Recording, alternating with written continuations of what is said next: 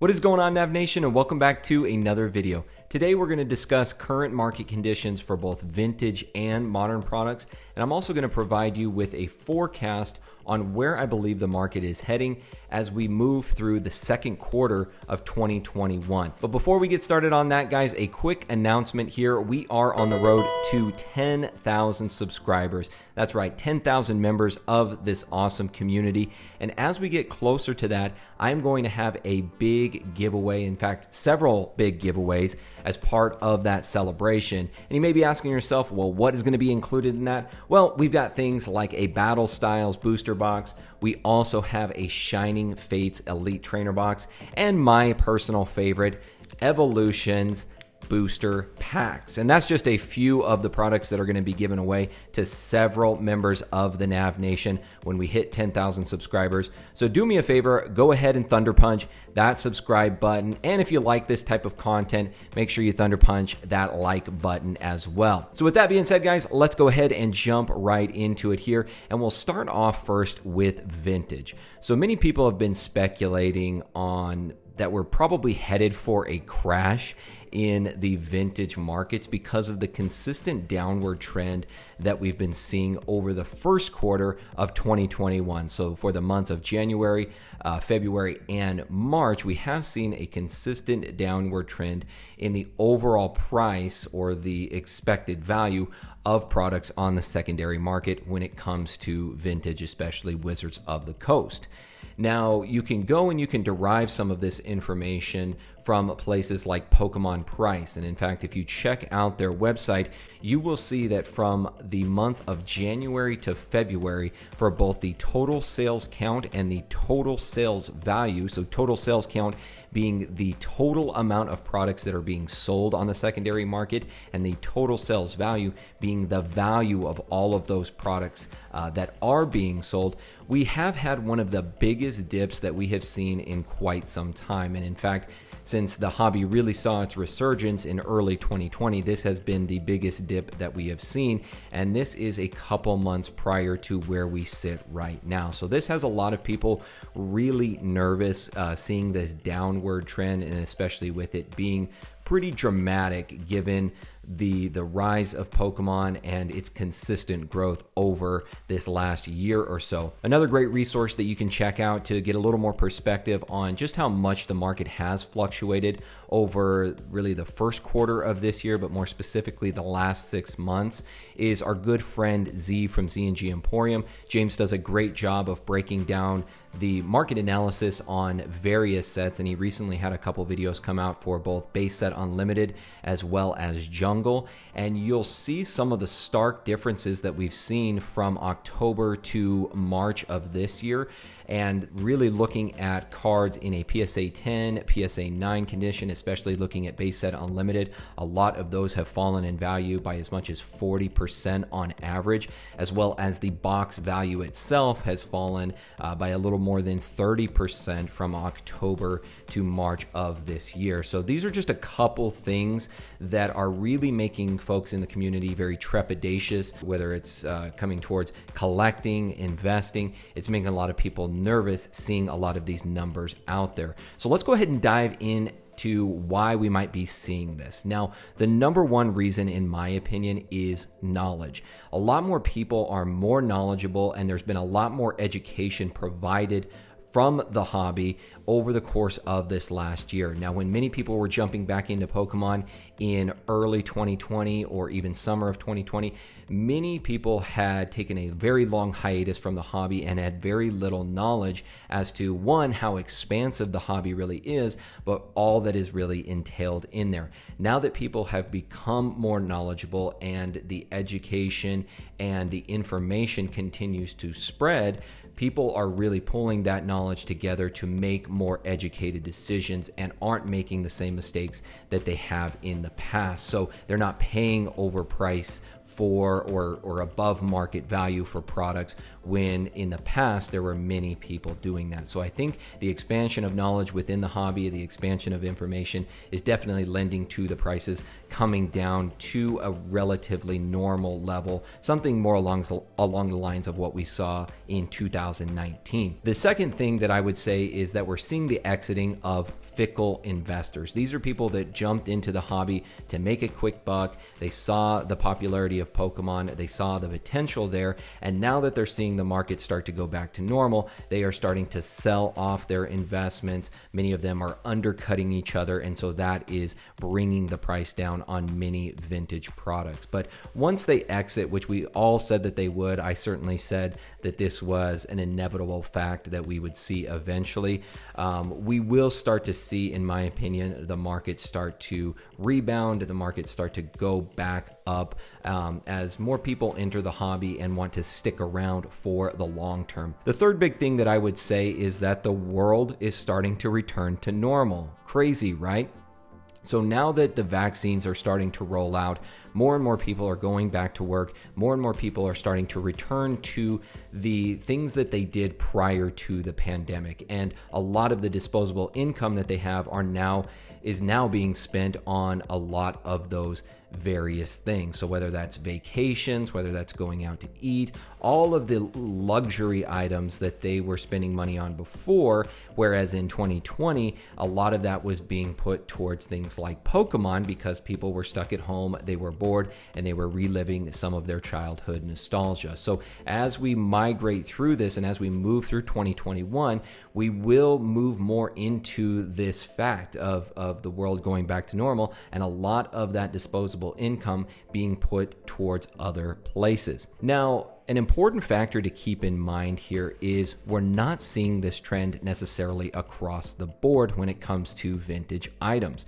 Now, I was talking about base set and jungle, and again, I recommend that you check out those videos by our good friend Z over at Z&G Emporium. But that same kind of fluctuation and that same kind of volatility has not been experienced in later generations. So as you go further on down the line, you start to get into sets like Neo, especially Neo Genesis through Neo Destiny. You're not seeing the same type of fluctuations in there. And one of the big reasons is, again, with those fickle investors, when they came back in, or people that were unknowledgeable, the immediate thing that they started to invest in was the very first sets. So base set, jungle, fossil, team rocket, and now again, those are the products that most people were familiar with. Most people are starting to now sell off. Most people, when they jumped in, were not investing directly into sets like Neo because a lot of people had gotten out of Pokemon by that time, and so they were unfamiliar with it. Same thing with sets like Skyridge, Aquapolis, Expedition have not seen the same level of fluctuation and volatility that we saw with those early sets from the WotC era. Another area of the hobby that we haven't seen nearly as much fluctuation and that has remained fairly steady is Japanese vintage products. So basically the equivalence of everything that we've talked about prior, we haven't seen the same level of price volatility. We haven't seen the dips that we're seeing in other vintage products, whether that's graded cards, individual cards, or sealed products. Japanese products have really held their value quite nicely, and the large majority of them have actually seen consistent increase in value over this same time frame. The other one to take into consideration here, and one that I've talked about extensively, I've heard them talked about a lot on channels like PokéNav, which is also fantastic. Jake does a great job of featuring more obscure items that he is collecting and investing in, but non-TCG products. These could be things like Tops, these could be the Cardass series, the Meiji, which I believe that's how you pronounce it, the Meiji series. A lot of these have seen consistent growth over this same time period. And again, it harkens back to that knowledge. The more people that are entering this hobby, the more information that is being spread, the more knowledge that is being garnered, more people are finding out about these non-TCG products and just how scarce, how rare, and how valuable they can really be. And so you're seeing more of an influx into that area and more people investing in these particular cards. So now let's go ahead and move on to how I believe this will trend in the second quarter. How is this going to play through over the months of April, May, and June? I don't believe there's going to be a whole lot going on in this quarter to build hype or more exposure. So I really think what we're seeing now is probably going to continue throughout this second quarter. We don't have a whole lot going on in the sense of events. We don't have a whole lot going on, at least for now, with big celebrities or people like Logan Paul that are opening products, that are bringing in more people. We don't have that same type of exposure. We don't have those same type of events scheduled for this second quarter. Now, we will have the release of Chilling Reign in June, but again, I don't think that's really going to be enough to really change up the market when it comes to vintage. It very well could be good for the modern markets, but as far as vintage, not a whole lot going on in this quarter that I think would really change the overall trajectory that we're seeing. The other thing to take into consideration is as we move into summer during this quarter, again, more and more people are going to start spending money on things like summer vacation, more disposable income going towards expenditures such as this. So less money being allocated, in my opinion, towards things like Pokemon as the world starts to open back up. And the other thing to take into consideration here that we have seen in prior quarters is no stimulus checks are scheduled to go out during this time frame. That's a big thing to take into consideration from a macroeconomic standpoint or perspective, and that is not scheduled to happen during this quarter. So even if people wanted to spend money on Pokemon, there's not going to be that same stimulus, that same influx of money being pumped into the economy that people can use for these type of products. So now that we've hashed out everything with the vintage markets, let's go ahead and move on to modern. Now, the big discussion around modern is always around availability. And although the shortages still continue with sets like Battle Styles, I really think that we have turned the corner on more of these products being available to a wider audience. If you look out on the open market, you look in card stores, you look online, Battle Styles was much more available than its predecessors, both Shining Fates and Vivid Voltage. And again, I think the reason for this is that more people are going back to work, the world is going back to normal, and so the printing capacity of these factories is then going up, and that's why we're starting to see more of that. The other thing is that scalpers and flippers aren't nearly as enticed as they were before because the margins on these products are starting to go down further and further because that supply continues to go up. So you're not seeing the buyouts in stores like Walmart or Target. You're not seeing the bots nearly as much on websites. Now, that certainly still exists. Don't get me wrong. That certainly still exists, but we are starting to see less and less of that, and the market is starting to balance itself out, whereas the supply increases, the demand is probably still going to stay the same, but the overall value, the overall price of those products will be able to come down as more retailers, more card shop owners are able to have a much higher supply available for their customers. Now, moving on and looking towards future sets, I expect, in my opinion, Chilling Reign to have a similar print run as Battle Styles, but it will be at a slightly higher price. Now, if you guys watch my interview with Rocky from Baxter's Games, you will have heard that Pokemon has announced that the prices on products are going to increase. And guys, that has a trickle-down effect. So if Pokemon is charging more from the top, then when it goes to the distributors, they're going to charge more. The card shop owners then have to charge more. Third-party dealers like myself, we have to charge more as well. So it's going to be a trickle-down effect. I think that the supply of these will probably be on par with what we have seen with Battle Styles, maybe slightly more, as the set isn't slated to release until June, so we still have some time in there for them to build up that supply, to build up that print run for Chilling Reign.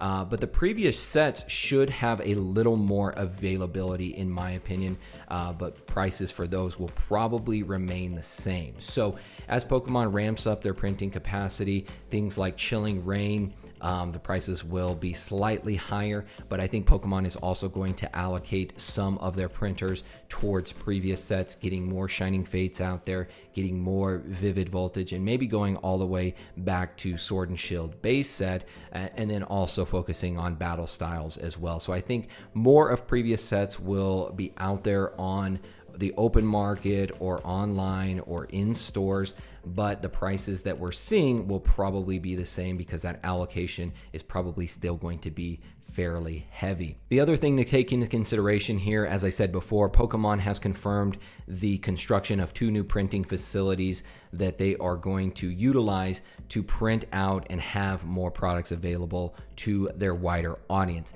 Now, you have to take into consideration here that it takes time to build these facilities, to staff these facilities. There is a huge undersupply of products for construction, whether that is residential or commercial in this case.